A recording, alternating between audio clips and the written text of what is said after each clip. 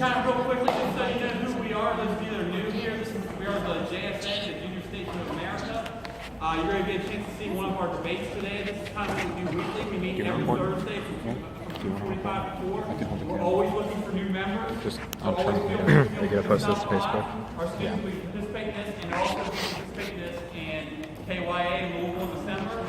And then in February, we're going to be going on a field trip to Washington, D.C. as well. So those are some things to think about if you're interested in joining. Any Thursday after school, 2:45 in the library, you're always welcome to stop by.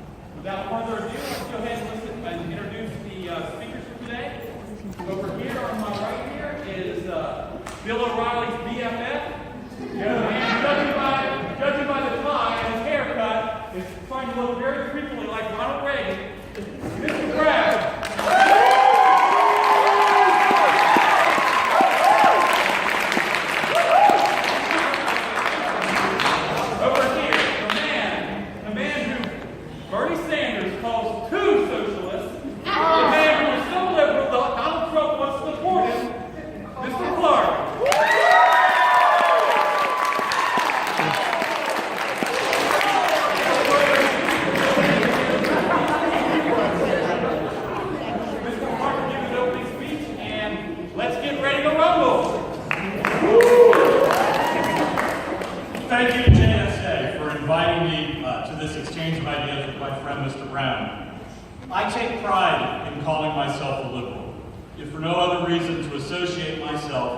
With the great tradition of liberalism and progressivism. In the past century and a half, liberals and progressives have been responsible for initiatives that have fundamentally improved American life. 40-hour work week, an end to child labor, voting rights for women and minorities, civil rights, Social Security, Medicaid and Medicare, unemployment insurance, minimum wage laws, age-dependent children, food stamps, the insuring of bank deposits, anti-monopoly legislation, safe food and drug standards, clean air and water protections, interstate highways, and most recently a step toward universal health care that has insured millions of Americans for the first time. These advances in the common good are what liberalism is all about, a belief that government, an institution of the people, has a responsibility to protect individuals from being harmed by others. The association of liberalism in the United States goes back to the genesis of our country, when statesmen representing the various colonies met in Congress to declare their independence from Great Britain, one of the most courageous acts of liberal thought ever attempted.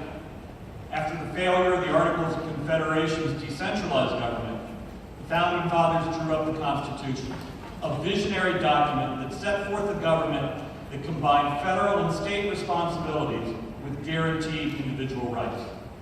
Liberals today continue to work for a more perfect union, in which the rights of the individual are protected from both the government and commercial interests, and enhanced by the collective efforts of all Americans working together. Personally, my liberalism is also informed by my faith, which challenges me and the rest of humankind to feed the poor, clothe the naked, to house the homeless, to comfort the afflicted, and to afflict the comforted. As a liberal, I hope to prefer the needs of humans over the profits of corporations, the equality of the many over the arrogance of the few, and the shared prosperity of all over the concentration of privilege and wealth among the elite. If these ideas sound idealistic, they are. They are ideals on which a great nation has been built, and ideals that must be defended zealously, today more than ever, as wolves masquerading as patriots attempt to turn back the clock to a time when wealth ruled and the common citizen wondered what happened to the promise of a nation dedicated to that liberal proposition that all people are created equal. Thank you again for the invitation.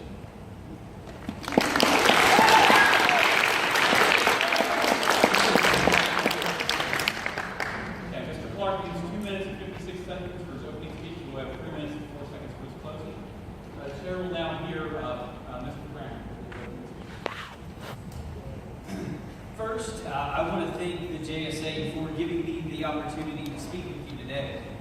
I also want to say that I speak for myself as a proud conservative Republican.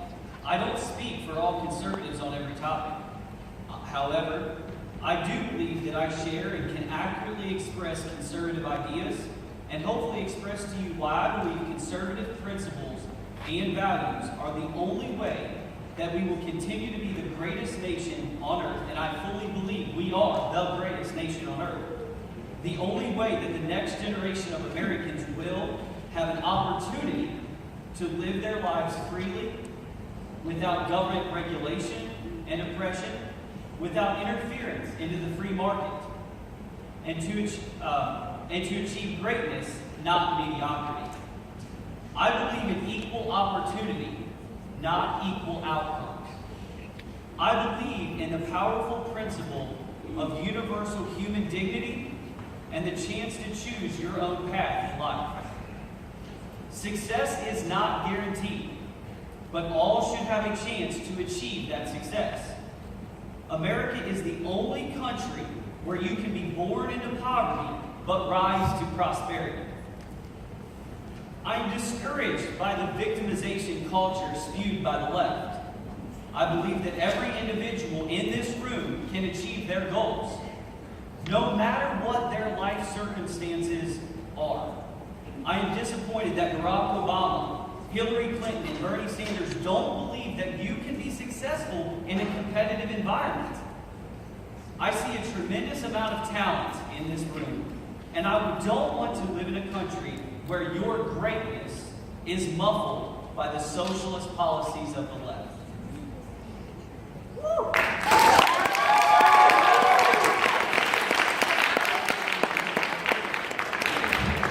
It seems that he used 1 minute and 59 seconds for his opening speech. He have 4 minutes and 1 second for his close. Mr. Brown, I have it. Will Mr. Brown be able to take the first topic? Immigration. Yes.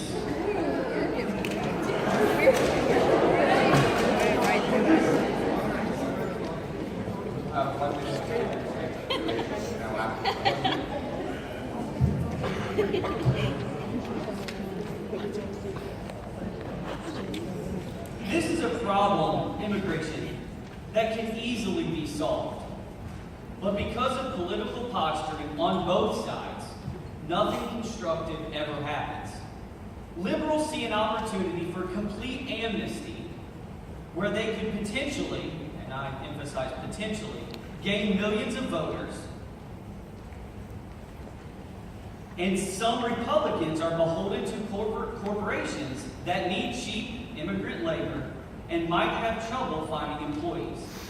Both talk a lot, but nothing ever gets done. We've been discussing immigration reform for 30 plus years and nothing ever improves. My solution is a conservative one that does not tear families apart and deals with this problem. The number one priority of any immigration reform measure is border security. I do not care what that border security looks like. Mr. Carter, what the heck is this position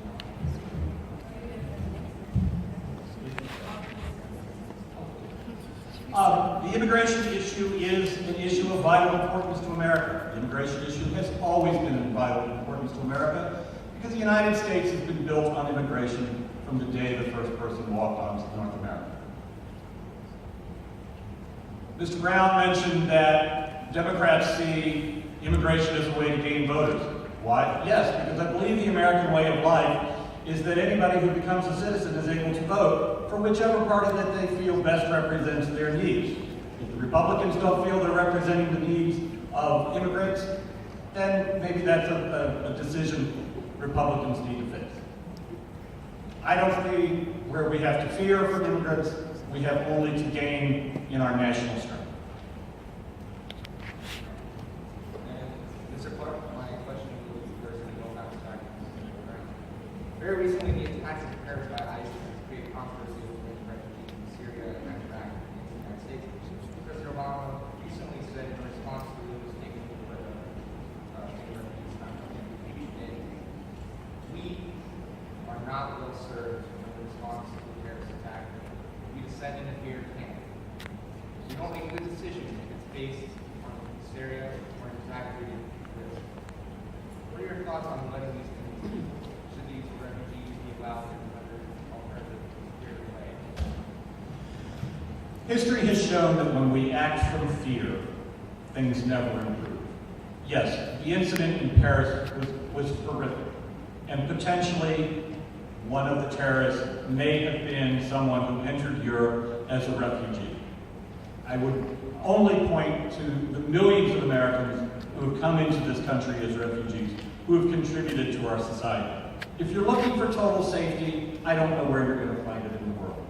I find it interesting, though, that death toll of 130 people in Paris, and we're ready to stop all immigration. But anytime there's a shooting on campuses and shootings throughout the United States that have cost thousands of lives every year, that's a calculus that we're willing to live with in order to defend gun rights. I'm sorry, but I don't think the math is equal.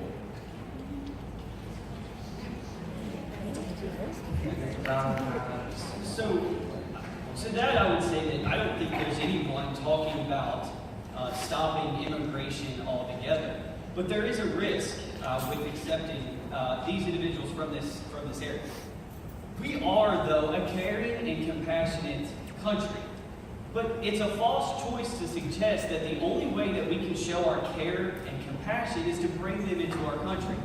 I support, and I haven't actually heard members from either side, developing camps or some sort of location for these refugees to go near or around our military bases, closer to their home, where they can receive education, where they can receive basic health needs, shelter, all of those things. To say that the only way I can be, as a conservative, a caring and compassionate person, is to allow these individuals into our country, I just disagree. It's a false choice. My next question would be for Mr. Brown. If you could kind of discuss your views on sanctuary cities, please. So, for those that aren't familiar with sanctuary cities, these seem to be cities across our country that are unwilling to deport people that are here illegally. And so I obviously would cut, as was attempted and failed in Congress, to cut federal funding for these sanctuary cities. The Cates Law is a law that was debated recently to try to cut funding for these sanctuary cities. If you're not familiar with Cates, she was killed by an illegal immigrant that had 5 felonies and still was in our country. These sanctuary cities create an environment where these people that are breaking the law can stay for however long. They can be locked up and released and locked up and released. I will remind people that recently in San Francisco, a sanctuary city, the sheriff there was voted out of office. Even in San Francisco, people understand that this is a serious problem. Mr. Clark, same question. The topic of sanctuary cities is one that's full of nuance and doesn't play well in a 30-second soundbite. But a sanctuary city is a city that has decided that the citizens there, the people that are the community, should feel able to go for basic human services without the threat of being deported if they happen to be the victim of crime, or if they happen to need food stamps, or if they happen to need some assistance, whether that's government assistance or just the aid that is available to anyone in the city. There's no easy answer on it, and I think that is part of a broader immigration question that, as Mr. Brown has said, is one that needs to be talked about, and it needs to be talked about intelligently, and it needs to be talked about without hysteria. Yes, there have been people who have been killed by immigrants, and there have been people who have been killed by illegal aliens, and many more have been killed by citizens. So the crime is the issue, not who perpetrates the crime. And now we'll open the floor up to 2 people for each side. Raise your hand for Mr. Clark. You want to speak 1 minute for Mr. Clark's side. Or individual question also. Can you speak up, please? Sorry. Debatable questions. Do we have any debatable questions for either?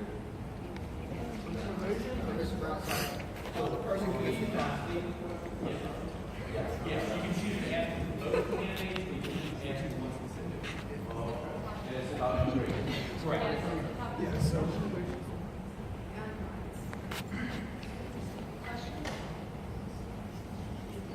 Are we limited to immigration only, or can we ask questions about anything? Immigration, let's keep it All on right. this topic.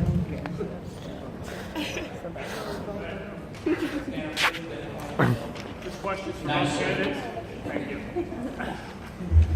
On the topic of Syrian refugees, many, those who support bringing these people into our country say that it's the responsibility of our nation to bring in those less fortunate. But is it really one nation's responsibility to take care of those of another nation? So is that to me or to Mr. Both candidates. John.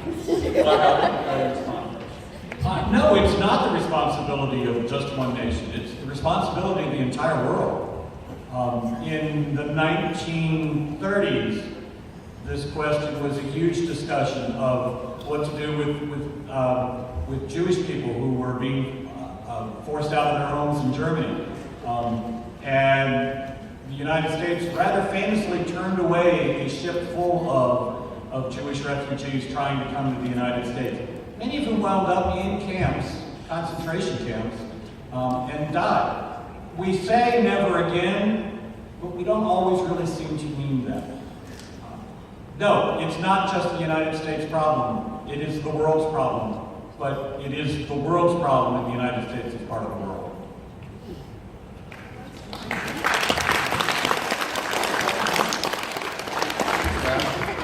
Thank you for the question. So, on that particular topic, I believe that we are a caring and compassionate country. We can do things to help these people. I'm for helping these refugees. I'm just not sure that it's worth the risk at this point that they could potentially pose.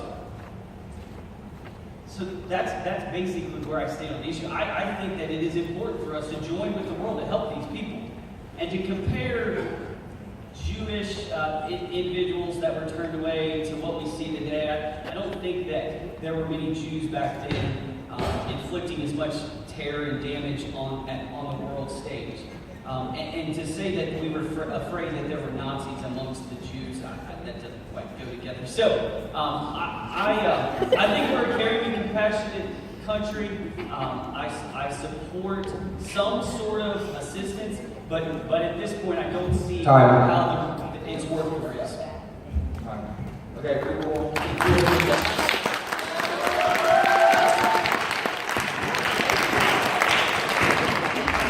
We have two individuals on each side who want to speak on either Mr. Clark or Mr. Brown. Two people from Mr. Clark who wants to come up and speak on Mr. Clark's side.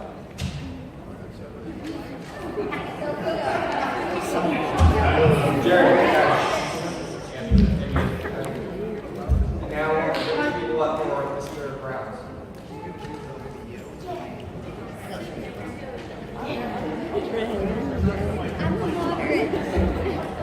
Also, teachers, you can participate in this too if you'd like. Where's Mr. Moore at? There's Mr. Moore. Oh my God, I love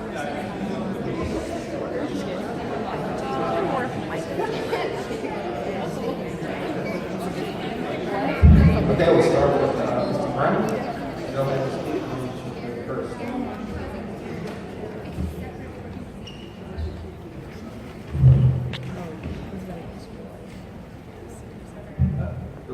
Whenever you're ready. Yes, immigration.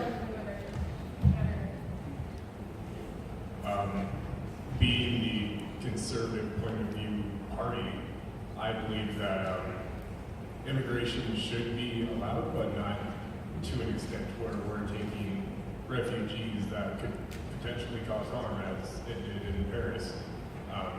Not too long ago, there was from Paris, there was a military officer whose daughter was raped by a refugee right outside the camp.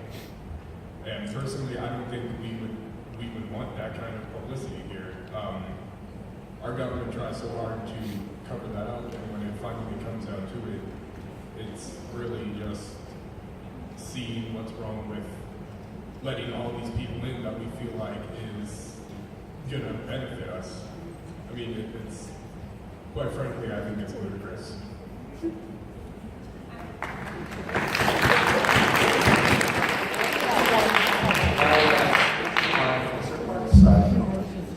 On the topic of immigration, I want to speak mainly on sanctuary cities. Honestly, I agree with partly what Mr. Brown said about felons. Sorry. I believe that an immigration, even an illegal immigrant, should have the same basic human rights, you know? And I feel that they should be able to be taken care of while in this country, and they shouldn't be punished for that. However, I do feel that if they are obviously put in jail or they're convicted of a felony, they should not be here because honestly, going into a new country should be a privilege. And we need to earn a privilege, obviously. However, getting health care and all that, I think is all right. And I get my attention to share.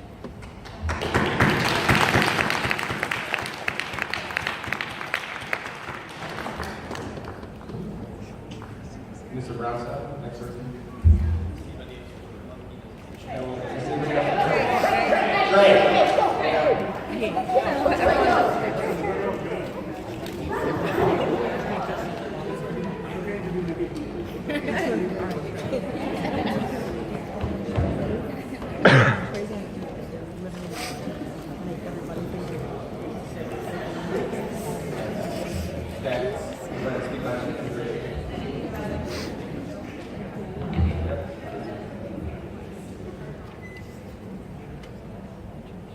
As I said before, I don't believe that any country has the responsibility to take care of the citizens of another country.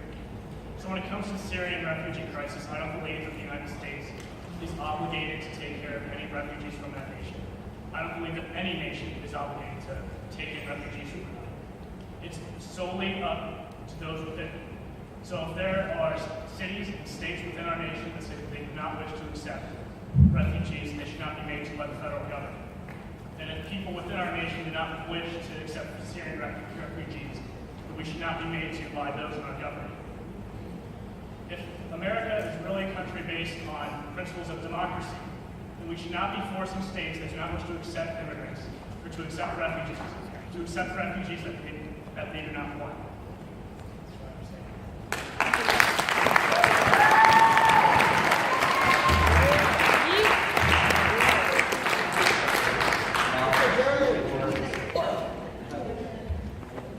Much like Abby said, I believe that humans from different nations, even if they are illegal, they should have basic human rights in America. It is our obligation to take care of others outside. So it also gives us a good representation to other countries. I also believe with Clark on the fact that we should be looking at the overall picture, while not ignoring the smaller pictures and the smaller incidents of crime of illegal immigrants, but we should be looking at ways to stop this crime in a bigger picture. I yield my time. Thank you.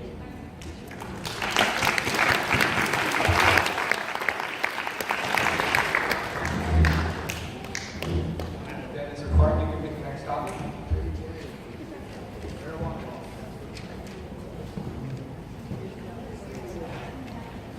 Well, let's go for the presidential candidate. Clark gave an open speech or Let's pop that pimple right now. The 2016 presidential campaign for me represents a watershed in American government. We're faced with choices, and we're faced with a lot of important decisions right now. It's no secret that I favor the Democratic side of the ticket, but as of right now, I haven't made a decision about Hillary Clinton or Bernie Sanders. I think Mr. Sanders raises some very interesting points. He makes some very interesting discussion about the need for a revolution in American thought, about the direction our country is going when it comes to the arrogance and power of wealth versus the rights and opportunities afforded to average Americans.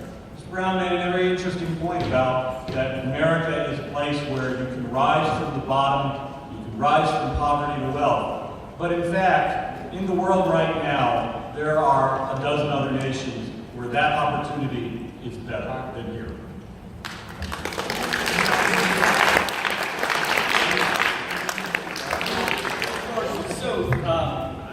in my opening speech, I kind of laid out some of the reasons why I am a conservative, and I actually have settled on a Republican candidate in the current primary.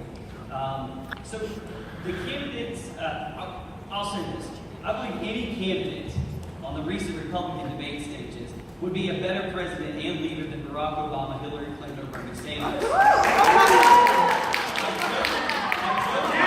I joked with Mr. Simmons the other day about the picture of Donald Trump under my name on the poster advertising this debate. Donald Trump, let me make this clear, would absolutely be my last choice of all the Republicans in the primary. My first choice, and the individual that I do believe will be the next president of the United States, is Marco Rubio. No matter your opinion of Barack Obama's policies, there are very few that would suggest that he is a good leader. Marco Rubio expresses a leadership style and vision for the future.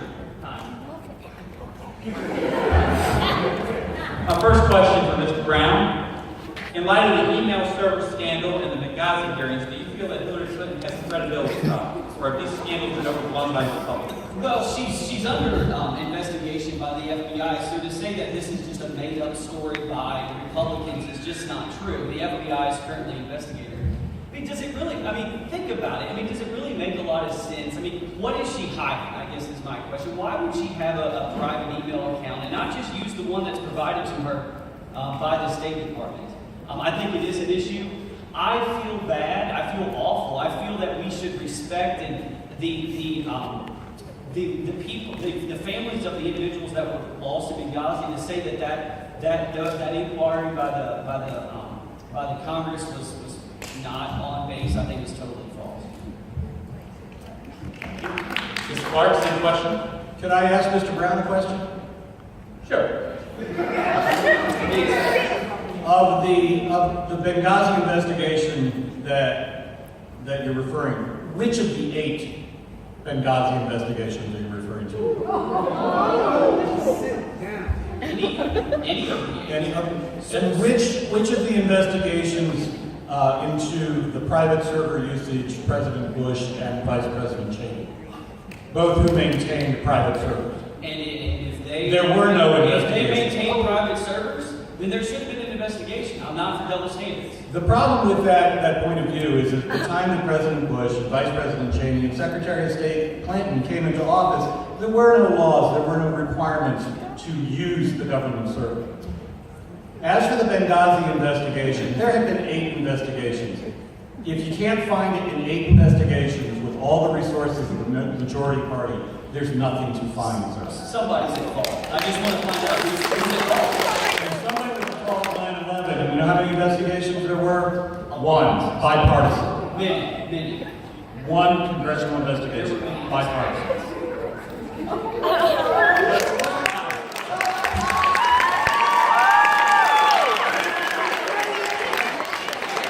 My next question is for Mr. Clark.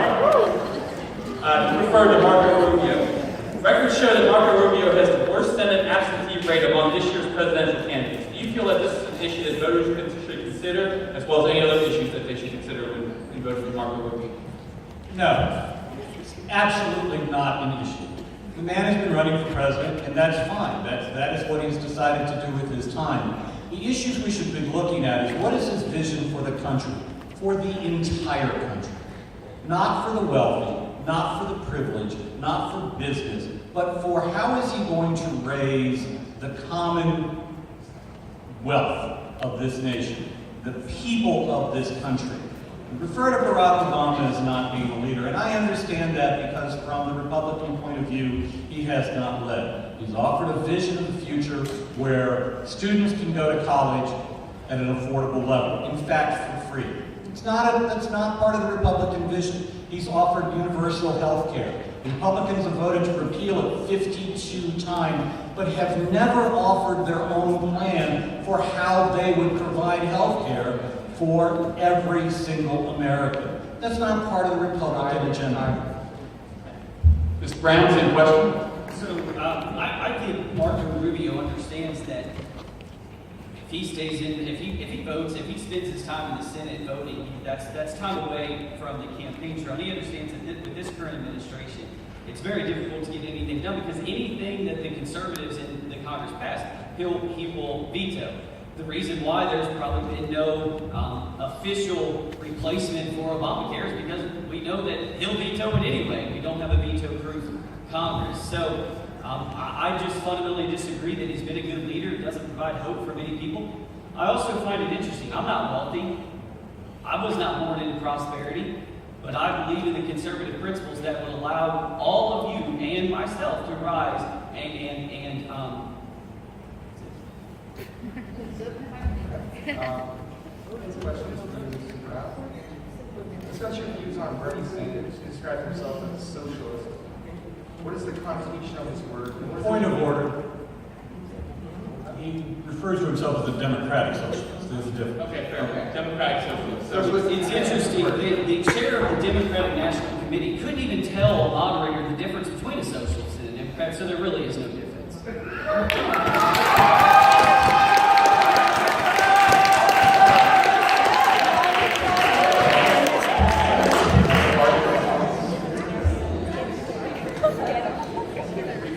When you can tell me the difference between conservative and Tea Party, fine.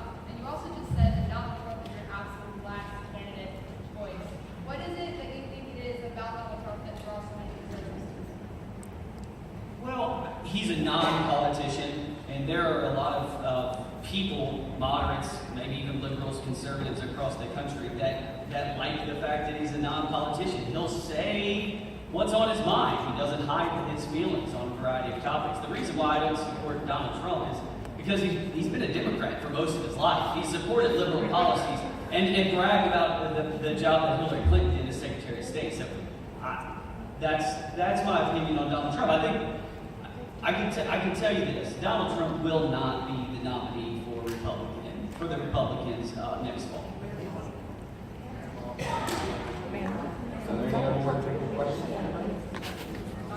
Dr. Sapp. We've had a lot of presidents. Are we ready for a female president? The both candidates. Is that even possible? It's a really interesting question, and I hope the answer is it doesn't make a difference. Many other nations in the world have had a female head of state, and I don't believe that the mere matter of sex of the office holder really should amount to even a blip in the decision-making process.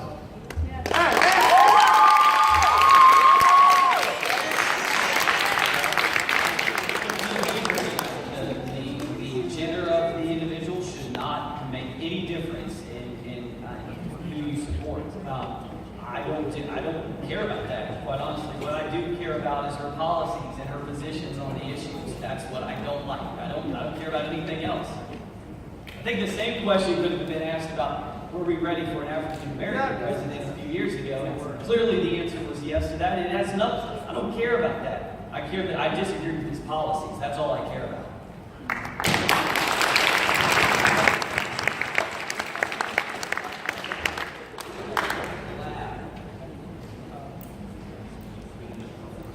Okay, is there anybody with any speeches for your side? First, Reverend Clark.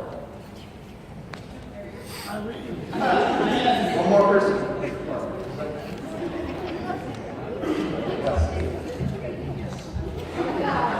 Go get him! Mr. Brown.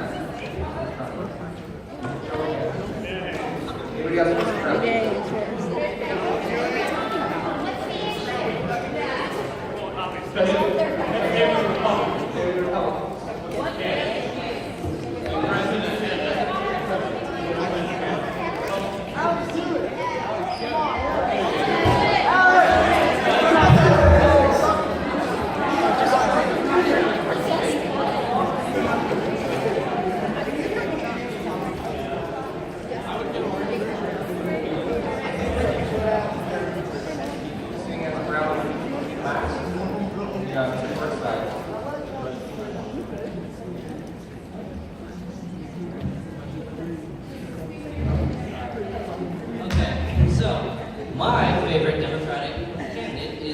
Sanders. And to that end, he gets a lot of hate for going under as a democratic socialist.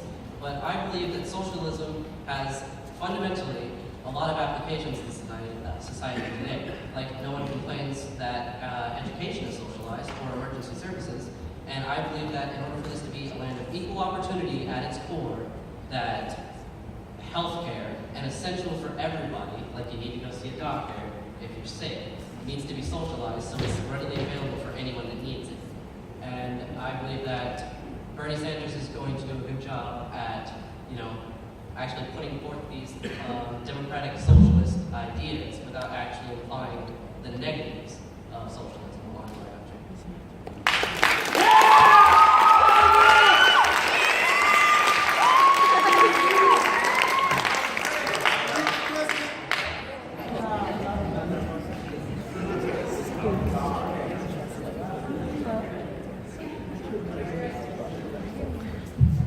Candidate that I would prefer to be our next president is Rand Paul.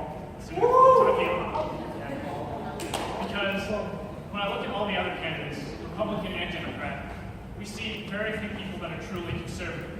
On the Democratic end, people would like to expand social policy, where with many Republicans, they wish to expand military.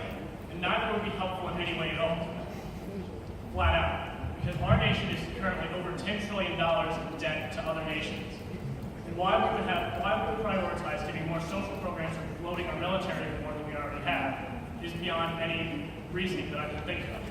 Rand Paul is the only candidate that supports taking our deficit and completely eliminating it. He's the only candidate that's come up with a new tax code that would make it easier for the middle class, the upper class, and the lower class to get their taxes fulfilled, and a plan to start eliminating the debt that we already have.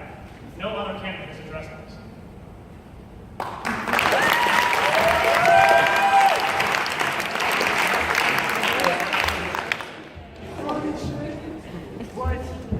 So I'd like to say, first of all, I support Bernie Sanders, but I think there's a massive misunderstanding of what he means when he says democratic socialism.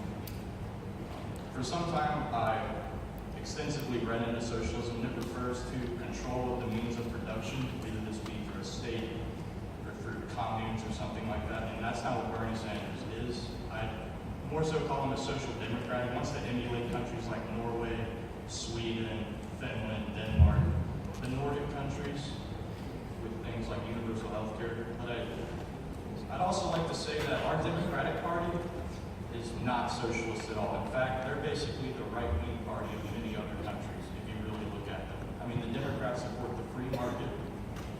They hardly push for universal health care. I mean, Obamacare is not universal health care. I'd like to point that out. That's basically it. The main point is Bernie Sanders is people who try to call him a socialist the way we think of it are completely wrong.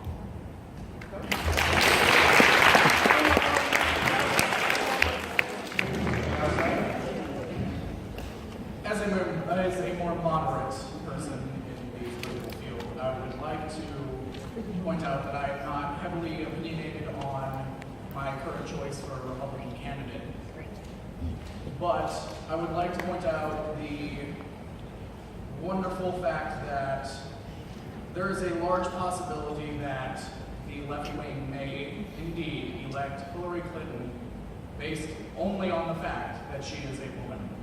We do not need this kind of political sentence in America as of right now. What we need is someone who can get into office and change things for the better.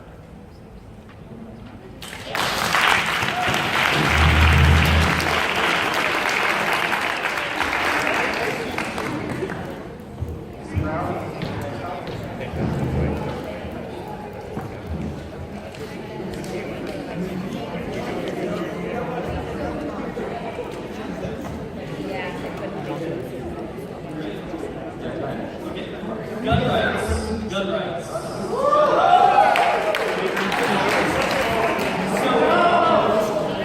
As a conservative, I believe that the Second Amendment to the Constitution explicitly gives Americans the right to keep and bear arms.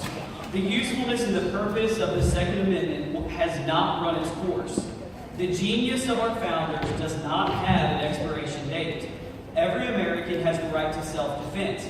Every American has the right to protect their families. In no case should we have a government focus more on restricting our law-abiding citizens, but focus lightly on restricting our enemies. Strong defenses on both the national and personal level are a means of preventing violence, not of promoting it. It should be no surprise that some of the most recent horrific and awful mass killings come in areas where gun control laws are the strongest.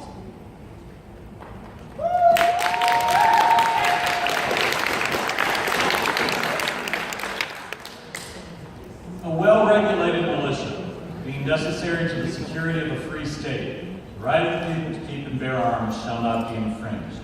This is what the Second Amendment says. That's all it says, and it speaks to a well-regulated militia. Mr. Brown and his supporters want to join a militia and submit themselves to the regulation of a militia. I'm all right with that. To suggest that the Second Amendment was written by founding fathers who were concerned about whether you could keep an AK-47 to go shooting with your buddies in the desert is absurd. It was a different time, it was a different place. The Second Amendment, nobody is calling in the majority for the abolition of that freedom. But it's time for common sense to prevail and to suggest that there are restrictions that are needed. Yes, crime is an issue and we need to be aware of it. But to suggest that openness is the need. Thank you.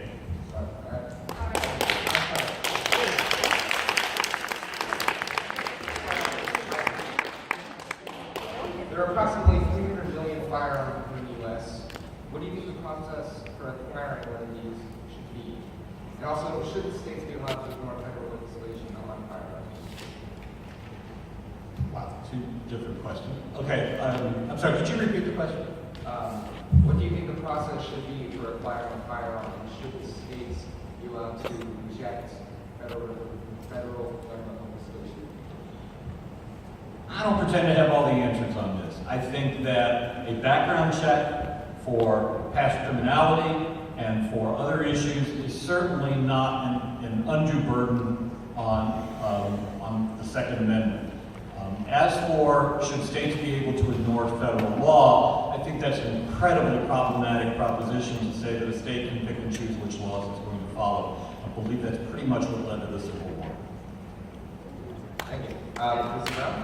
So when discussing gun control laws, it's important to know that there are literally hundreds of gun control laws already on the books.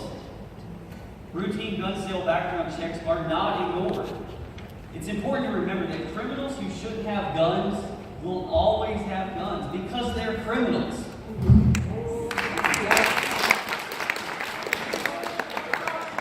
A lot of talk about lack of background checks at gun shows and things, but there are background check stations and more set up at gun shows.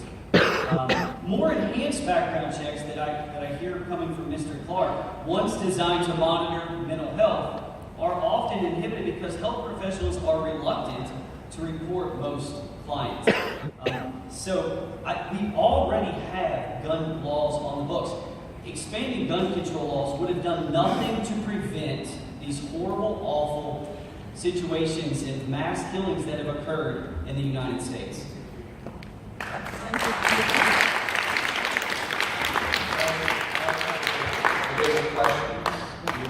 want to speak for Mr. Brown. Well, you can speak to Mr. Brown.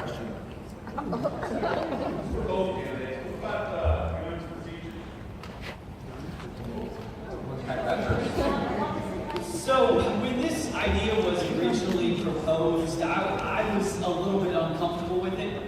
The more I thought about it, I had to put myself into that position. Would I, as a teacher in a public school, be willing to carry a firearm? And I came to the realization that the answer was yes. With adequate training, with a tremendous amount of safety requirements, I would be willing to carry a weapon in this school. So I've evolved a little bit on that a little bit. But so yeah, I would.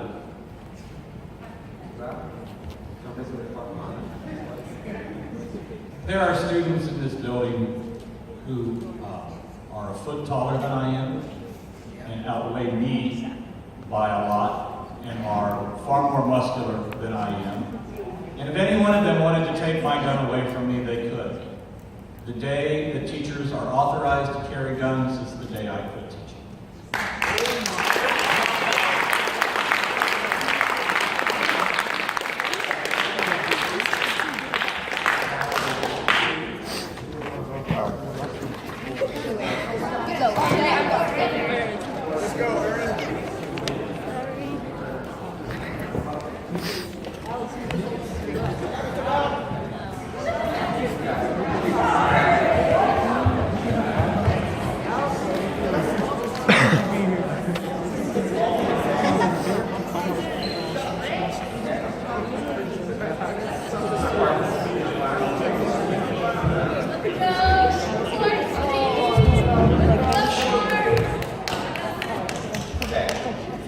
I would like to point out another part of American life called jury nullification. This is the process by which a jury, knowing full well that the law says they should convict someone or not convict someone, says that they should do one or the other.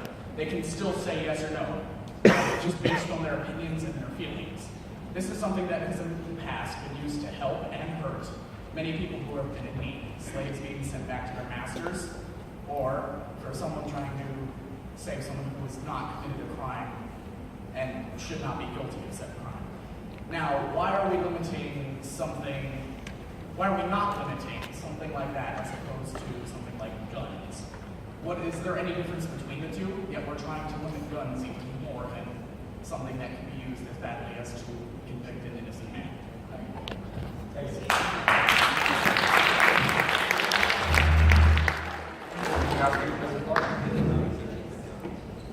The Supreme Court has had a case that backs up every other amendment in the Bill of Rights besides the Second Amendment. Nobody really knows what the right to bear arms means, and I don't think that we should restrict all guns, but nobody needs an assault weapon to hunt like birds. So.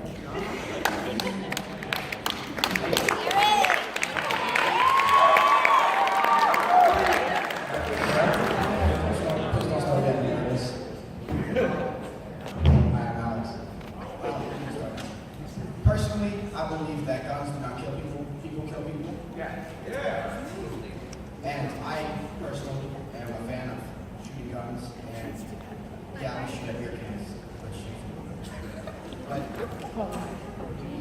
shoot for sport, not to kill. And that's all.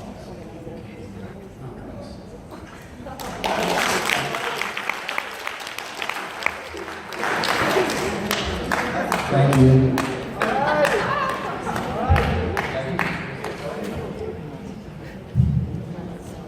Most of the guns we hear about in everyday mass shootings are not used by criminals. What you're referring to by criminals are offenders who have already offended doing something else.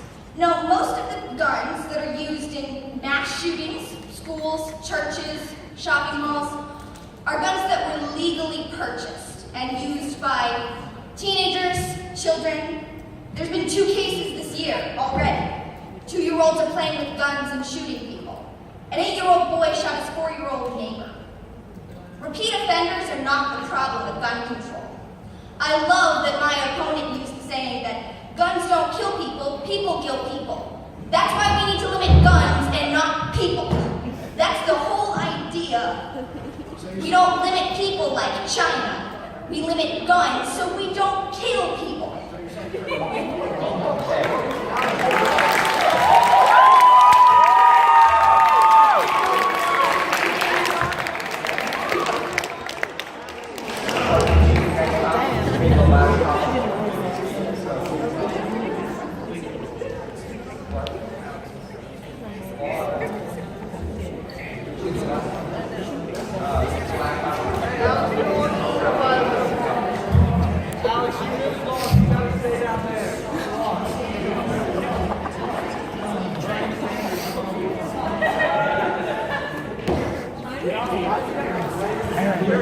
That was the Supreme Court doing the amendment. What? I'll take public education right now.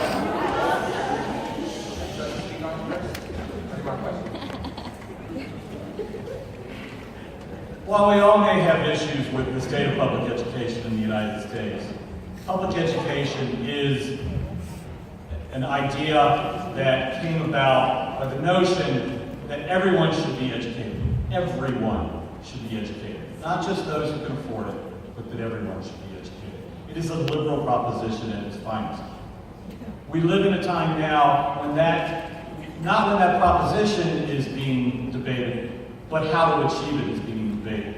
When corporations are becoming involved in schooling, and when the right of, or the ability of the least of our fellow man, their ability to attend school is under grave threat by the high cost of education. This is an area where the next president and the next Congress can have an enormous impact, and it's one where you, as students, should be focused your attention. So, as a conservative, I believe in public education in the United States. Heck, I'm a teacher sitting in a public school building right now. Public education works well for the majority of students, but not all students. We see this in the total number of students unable to read at grade level, the number of students scoring at the novice level in math. I think parents should have increased flexibility and choice by offering school vouchers. Parents should have the opportunity to take a certificate for government funding to a school chosen by the student or by the student's parents.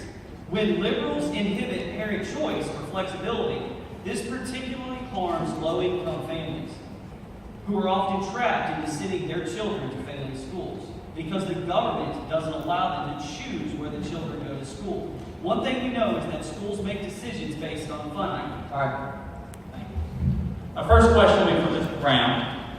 Can you give me kind of your impression of school voucher programs and charter schools? Do they allow students more freedom of choice to pursue educational options best for them, or disenfranchise the poor lead to an unofficial form of segregation? No, absolutely. I think quite the opposite. I think school voucher programs can actually enhance the access and flexibility for parents to send their children to high-achieving schools. And I think that school vouchers also will create competition. In my opinion, competition will raise the level of performance of all schools. Not just public, but private or charter schools. In addition to the benefits of creating competition, more control should be given to local school districts because communities are better able to hold local and state education leaders accountable. It's much more difficult to hold the Federal Department of Education accountable for anything that goes on in our schools. Thank you. Mr. Clark, same question. I find it interesting that you're very willing to use federal dollars and local dollars to send minority students to other schools, but not so willing to spend federal dollars and local dollars on minority schools. I'd much rather see the focus of local funding being on making all schools the best that they can possibly be, rather than offering the escape route for the very best students to be taken in by charter schools and corporations who are more focused on the bottom line than they are in educating all of their students. Can I say something about that just real quick? If he accepts. No.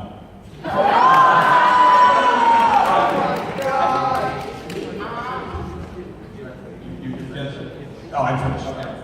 The next question for Mr. Clark. Discuss your views on standardized tests and Common Core. Do these policies raise student and teacher accountability and improve student outcomes, or force teachers to teach toward the test and prevent local communities from providing education needs that are best for them? There is no one in this room, and I mean absolutely no one, I can guarantee it, who believes that students aren't over-tested today. And in fact, that is a point that's being discussed in the discussions about No Child Left Behind and the reauthorization of that. As for Common Core is a victim of the anti-Obama media campaign waged. Common Core was a set of guidelines created by educators for educators. The Department of Education adopted that and encouraged school systems to take it on. And as a result, Fox News and the conservative press decided that that was Obama education. Common Core is just fine and is a universal national standard that we can all work towards. And to find that as some sort of plot is utterly absurd. Mr. Branson, questions? I do not support Common Core. It is a one-size-fits-all set of educational standards. I do not think what works for students in California necessarily works for Kentucky students. So why have the same standards? The jobs and demands of our Kentucky economy are vastly different from other states. I am for rigorous standards, but once developed at the state level, are we as Kentuckians unable to develop high standards? I think we are. Moving away from Common Core might also allow us to move away from standardized testing. And I know the students in the room, you would appreciate that. State testing is necessary to hold students and teachers accountable, but we can do it with far fewer tests. We should return also, if I may, to vocational training for students interested. These provide them with skills necessary for their future. Not all of our students are cut out for college, and that's okay. But we must do something as educators to provide them with real-world skills. Welders make a lot more money than philosophers.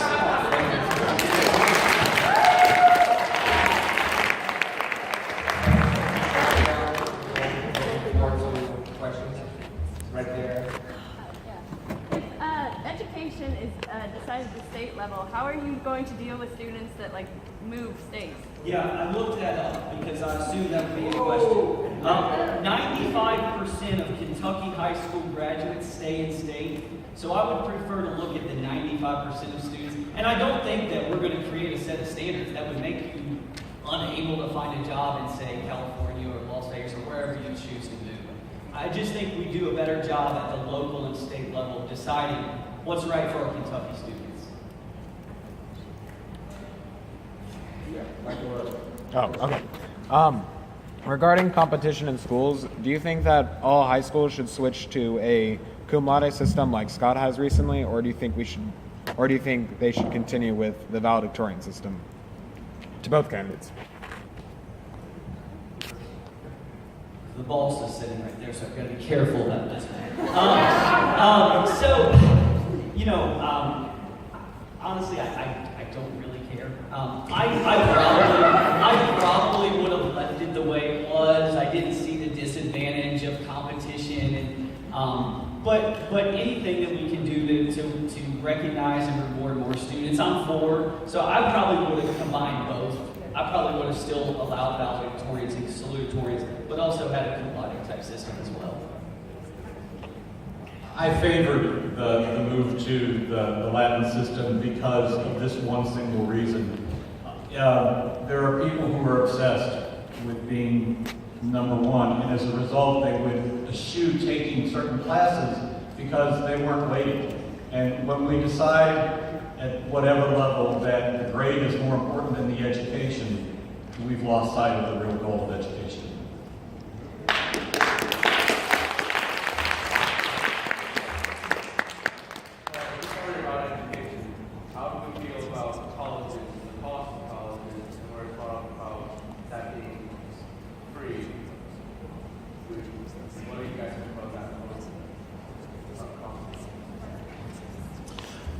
To me, that is the fundamental question. If we believe that everyone should have the same opportunity to rise to the top, then shouldn't everybody have access to the same educational system? That's just not the case. Students who are financially insecure or financially disabled simply don't have access to the same education that students for whom money is not an issue. They just simply don't. Free college education should be a right, should be a part of the American system.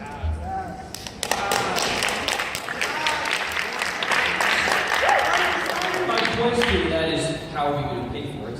That would be my first question.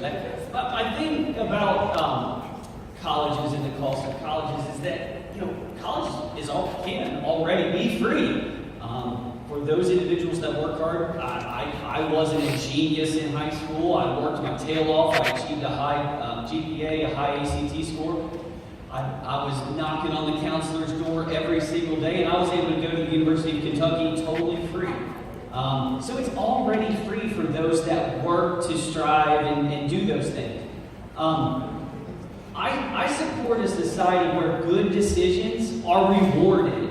I think liberals support a society where it's okay to make repeated bad decisions. I'm not talking about majorly bad decisions, but I'm talking about playing the video game instead of studying for a test. By offering free college, reduce that competition, and I don't know how we're going to pay for it. I guess their opinion would be cut military spending or raise taxes on the wealthy, but I just disagree. In the interest of time, we're going to now let Mr. Scott. Yeah, I have one question. Sure. Okay. For Mr. Brown. Is photosynthesis different in California than it is in Kentucky? No. Then why do we need different standards in Kentucky than in California? Have you read the science standards for Kentucky? No, actually I haven't. Does it promulgate a different photosynthesis in Kentucky than in California? I can assure you that Kentucky state standards would still teach photosynthesis in the same way that it's described in the Common Core. But there are a variety of other topics in Common Core that we probably wouldn't talk about as much in Kentucky as you would say in Alaska or California. Would that be this, like, such as evolution? Absolutely not. Okay. Thank you. Thank you, guys. In the interest of time, we're going to skip straight to the closing speeches. Mr. Brown. Oh gosh. Where should I go? Mr. Brown, there's 1 second.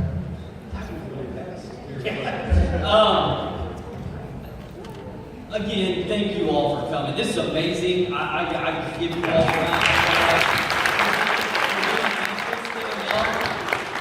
to be interested enough to listen to a couple guys up here talking politics.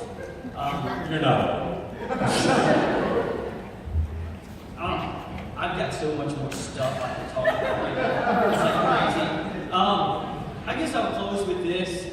The main reason that I'm a conservative, I've tried to explain this to people, is that I think this, I kind of alluded to it a few minutes ago, I think the decision should matter. When we move toward a society that's focused less on making good decisions, that's probably not a society that we should move toward. I also want to be clear that I don't care, and you hear it a lot from Mr. Clark today in the left, I don't believe that your all circumstances determine your future. I just fundamentally disagree with that. I think that every single one of you can rise to whatever level you want to rise to and reach the goals that you want to reach. That's really about it. Thank you all very much.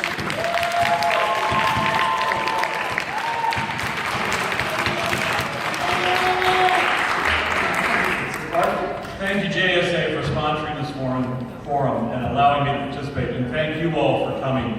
Your attendance here today is a testimony to the fact that what people like to ascribe to your generation just simply is not true. I want to spend my last minutes talking not about my liberalism, about which you've now heard more than you probably wanted to hear, but my hope that every student here will embrace his or her role in the American experiment.